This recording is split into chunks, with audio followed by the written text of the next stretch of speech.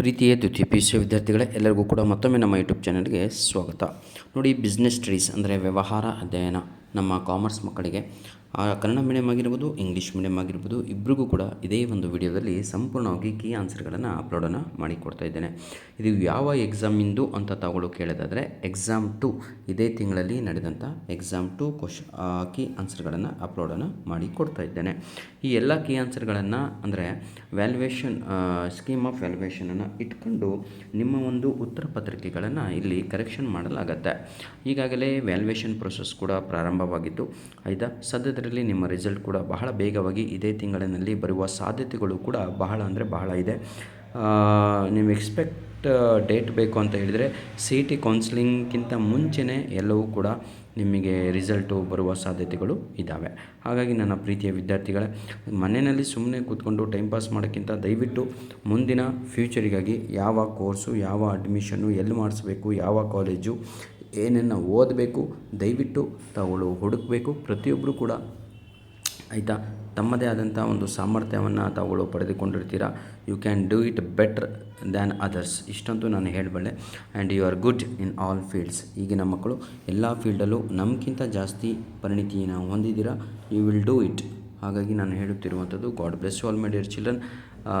ಇನ್ನೊಂದು ಏನು ಅಂತ ಹೇಳಿದರೆ, ಯಾವುದೇ ಕಾರಣಕ್ಕೂ ಟೈಮ್ ಪಾಸ್ ಮಾಡಬೇಡಿ. This is a very right time. You can do everything. God bless you all the best. ಏನೇ ಡೌಟ್ ಇದ್ದರೂ, ಏನೇ ಬೇಕಾದರೂ ತಾವುಗಳು ಕಮೆಂಟ್ ಮುಖಾಂತರ ಅಥವಾ ನಮ್ಮ ಮೇಲ್ ಐಡಿಗೆ ಸಂಪರ್ಕವನ್ನು ಮಾಡಬಹುದು.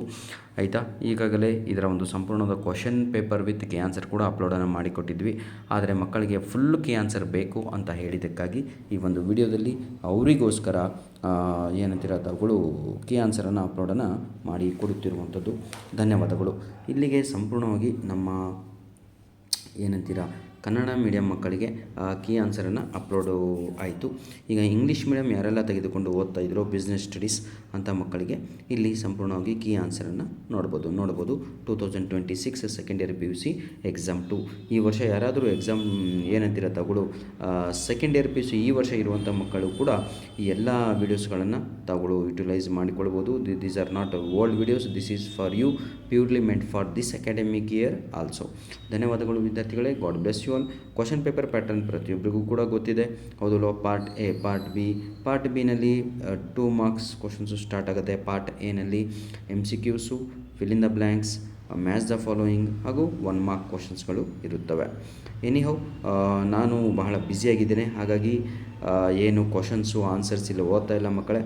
Because I went for English ವ್ಯಾಲ್ಯೂಯೇಷನ್ಗೋಸ್ಕರ ಹೋಗಿದ್ದೇನೆ.